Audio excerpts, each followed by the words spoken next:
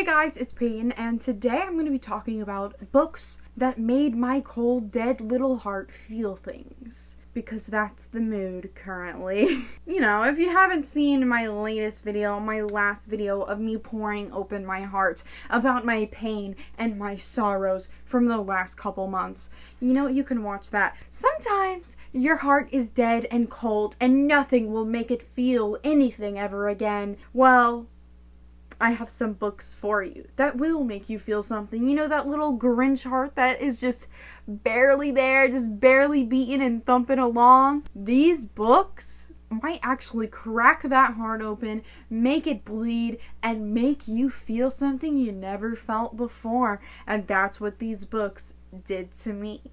Now, some of these are recent reads, and a couple are like, it's been a little bit since I've read them, but like 2 of them are my last 2 reads. They kind of hurt me quite a lot and made me cry. Both of them made me cry. I don't know if all of these books made me cry. You know, I might have had eyes watering, you know, my face.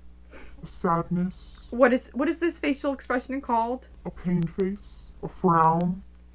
I'm an English major and I don't even know. The 3 that I read very, very recently were something that I needed. I needed to be reminded of why I read, why I want a book to make me feel sad. Because if a book makes me cry and makes me feel sad, that means I cared. And to know that I cared about something, crazy. It's a new freaking idea. It's a freaking phenomenon. It's an explosion in my brain. I am excited to tell you about these books. The first book that made me cry and like hurt me a little bit is You've Reached Sam by Dustin Teo, I think. And I actually met this author at, I think, his first ever book signing at YALLFest, because it was like a few days that his book been out when I met him, and I got like one of the last 2 copies because my friend Zach ran to the freaking bookstore. I'm telling you, he was sprinting to that bookstore to make sure that we could get a book signed by him and personalized to us. I'll show you real quick.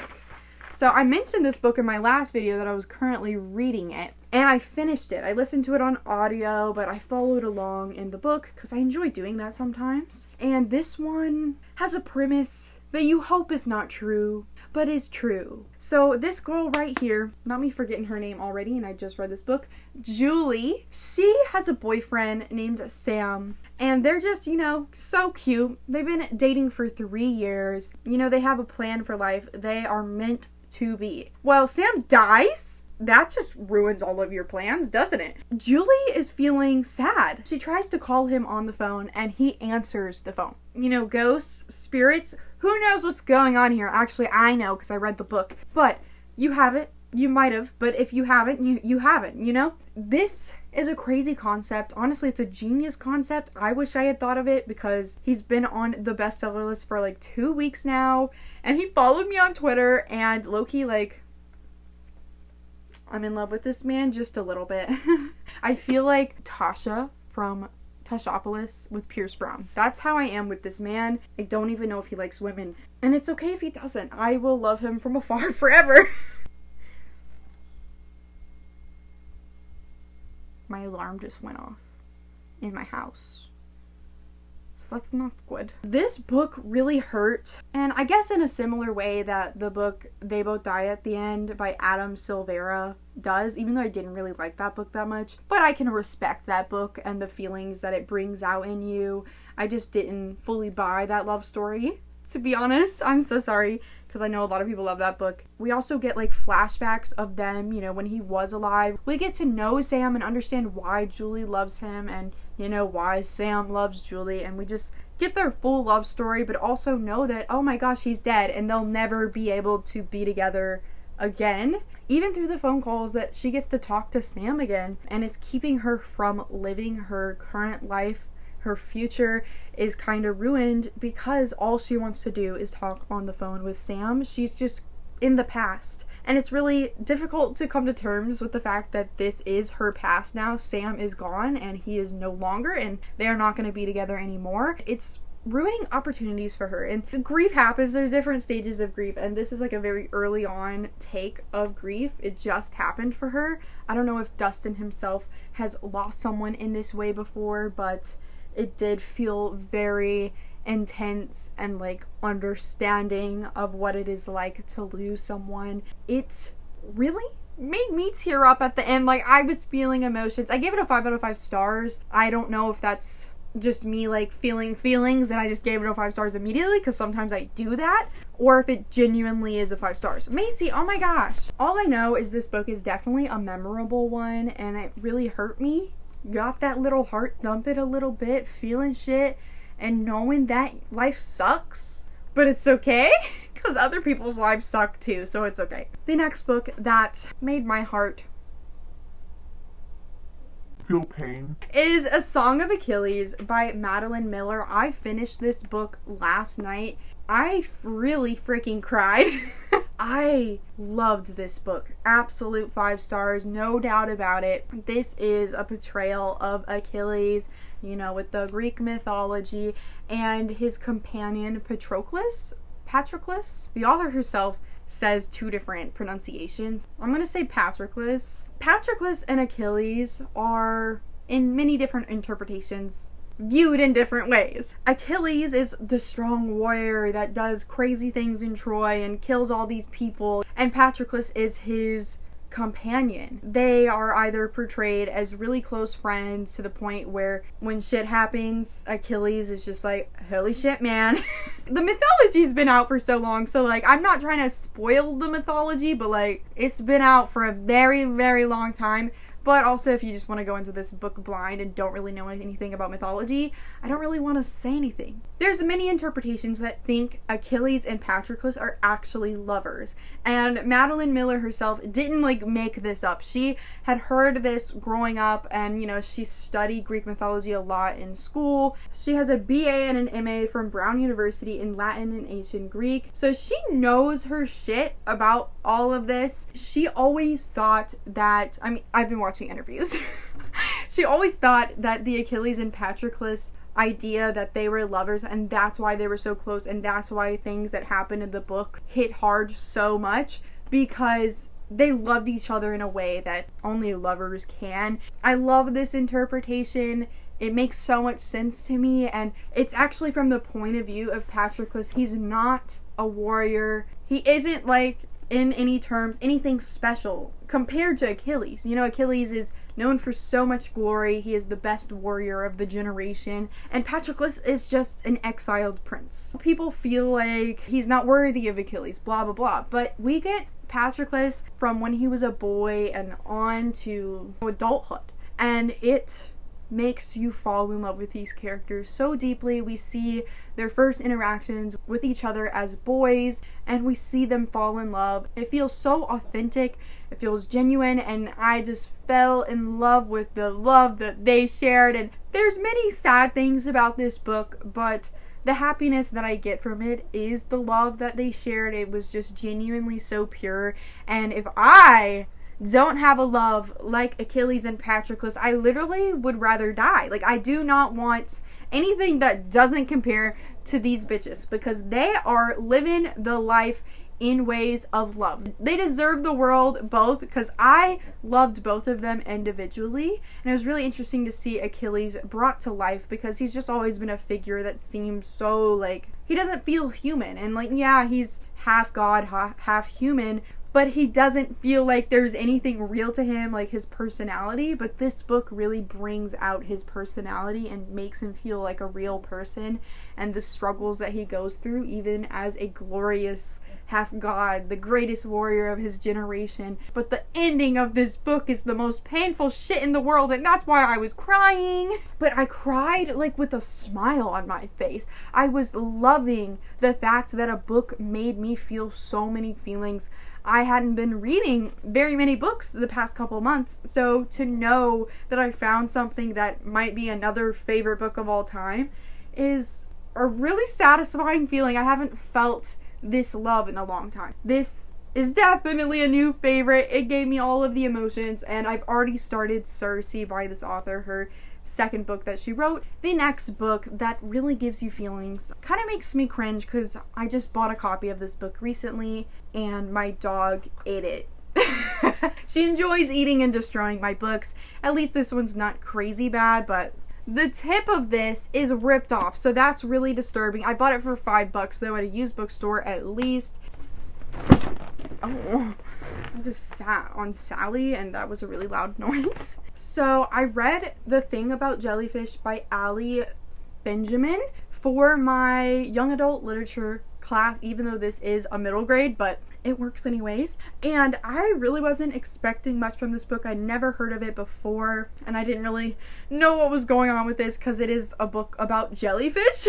This is just such a beautiful story, achingly sad book, and it's about this young girl. She's probably like 10, 11, 12 or something. Her best friend Franny, they grow up, and you know, she has a very unique personality. Susie, I just keep forgetting everybody's names. Susie has a very unique personality. She loves science and she loves learning like literally all the most random facts in the world. They start getting, you know, in the middle school years, Franny starts to care more about popularity and all of that jazz, like being in the right crowd of people, and Susie doesn't really care about that. But they have like a whole situation. We go to flashbacks and to the present. Pretty much Franny ends up dying. She drowns in the ocean, and Susie has a hard time coming to terms with this because she knows that Franny was a really good swimmer. So she ends up coming to a conclusion that she thinks a really deadly jellyfish stung her in the ocean. She is so determined to prove this. Like, she is trying to go to Australia to meet this scientist who specializes in these jellyfish so they can prove this together. You know, this is a young girl, so it's kind of a crazy adventure that she's trying to go on. It's a whole secret. She isn't speaking to anybody. She used to be a very talkative young girl who just literally would say anything that came to her mind, but after Franny's death, she feels there's no point in speaking, and she literally doesn't speak to anybody. All she cares about is her jellyfish, and they're helping her cope in a way with the grief. It's just such a sad freaking story, like having a young girl dealing with the death of her best friend, who not only is her best friend, but they were growing apart and they had this big bad confrontation right before the death too. How does a young mind cope with such a thing? It is painful, but it's such a well done book. The character has really good parents, and her brother is gay. It's never mentioned as anything other than, oh, here's his boyfriend. Like, it's never addressed in any other way. It's never called out, and I kind of loved it because it was just like, oh, he's gay, he has a boyfriend. That's it. We don't even discuss it. There was nothing about it. And I was like, this is so nice. I love when that happens. It was just painful in a bittersweet way. It was a great story. I really enjoyed Susie's character, but the death and her grief and all the sadness and everything she goes through to try to go to Australia is just so freaking sad, and she ends up making a friend along the way. The next book that hurt my little heart but made it feel so great because I was feeling things again, you know, is Lost in the Neverwoods by Aiden Thomas. Now, this one is a Peter Pan retelling, modern day. You know, Wendy is a girl. Pretty much her brothers have been missing for years. She doesn't know where they went. She was found in the woods, and she was missing for a while too, but she was found in the woods without them, and no one has known where they are for years. And one day she comes across a dude named Peter. Yeah, she feels like he might know where her missing brothers are, and they have a whole journey together, and it's so sweet. Like, the Peter and Wendy shit in this book is so adorable, but I must say, like, the ending kind of hurts a little bit, and that's why it gives me feelings, because it gives you such happy feelings. It's kind of like Achilles, that book. It gives you happy feelings for them, but also, like, there's a lot of pain involved with the ending, and you like love the book. It's bittersweet. It makes you feel all different types of emotions. It makes you feel happy, sad, great, like, amazing, depression. You know, it gives you everything that there is, and I just really enjoyed this book. It's a standalone with a little bit of magic involved, you know, just a little bit with Peter Pan, and Peter himself was just so adorable. He was a older version of Peter because of situations that happen in the book. It is explained. So they are teenagers, they're not kids in this. It's a very heartwarming book, but also it hurts. It's a gut punch, but it's heartwarming. The next book that hurt gave me feelings. You know the drill by now. I've talked about this one a lot, but I recently met the author at youve as well, and it's super cool.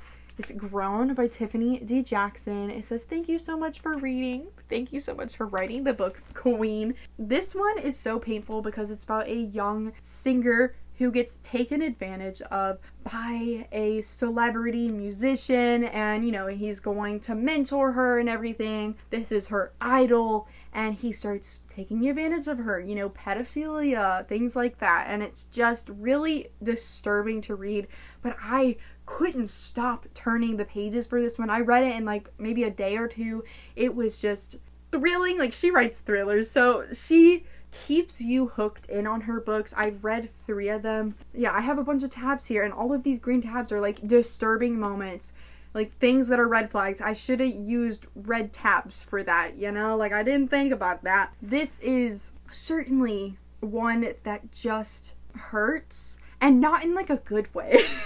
I love this character so much. I'm pretty sure, oh my gosh, Enchanted. I love that name. I literally have forgotten like everybody's names other than Achilles, because it's literally in the title. And Peter and Wendy, because like who doesn't know Peter and Wendy? There's few happy moments in this book. You're literally reading this book to feel hurt, in pain, devastated, disturbed. Literally, don't read this if you're dying. Like, don't read this if you're sad. Because it's really going to fuck with your mind just a little bit. It's going to hurt you, because you do end up loving this character and really rooting for her and wanting her to get out of this bad situation. And there's just so many times where things happen and she can't get out. He is literally taking her away from her family. She is stuck with this man. This is like something that happens all the time, and it's so disgusting to think about, but it's like such a warning to society and everybody to know, like, this is a red flag. Like, if people do this to you, it is a red flag. It's hard for young girls to be able to recognize that because they are young girls. Not everybody knows everything, not every parent is able to warn them about every little thing. This book was all about how it is the adult male or adult woman, whoever it is the adult's fault for taking advantage of the kid, and not the young kid's fault for not realizing the warnings. How about we stop having adults preying on children instead of thinking the children should know better? Because, these people can be very manipulative, really make you think that they love you, and then they switch it so fast. This one hurt a lot. Some of these books hurt in a bittersweet way. Like, I really loved like the dynamics and like whatever romance or whatever, but this one is dark and deep, but it is so important, and I highly recommend this one if you want to feel pain. Those are all the books that gave my little heart feelings. All of these like gave me happy feelings other than Grown, because that one just hurt. It reminded me I'm human and that I have emotions, and sometimes you need that. You need to know that your dark little heart will not be frozen anymore. Am I the only one that's like this? I don't know. But I've talked to you long enough. I'm really glad to be making videos again, and I hope to have more. I was struggling to think of an idea, and then I was like, oh, I have a dark, frozen little heart. Let's talk about the books that make it thaw a little bit. Thank you guys so much for watching this video. I hope you enjoyed it. If you finished watching it, give me a freaking pizza emoji. Like this video, comment down below. Have a good day. Please subscribe. Make sure to follow all my social medias, which are linked down below. And go click the bell button, which is right by the subscribe button, which you should already clicked. And goodbye.